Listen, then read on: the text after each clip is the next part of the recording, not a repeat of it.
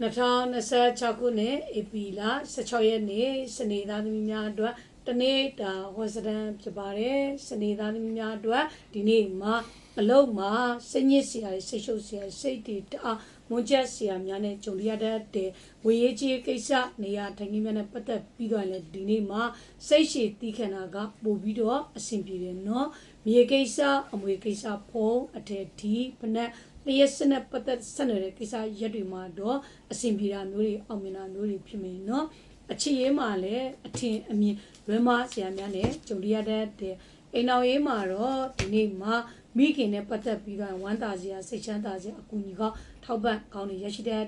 ကျမ်းမာရေးအနေနဲ့တတိထားနော်စီပူလောင်တာမီးပူလောင်တာအပူလောင်တာမျိုးတွေဖြစ်တဲ့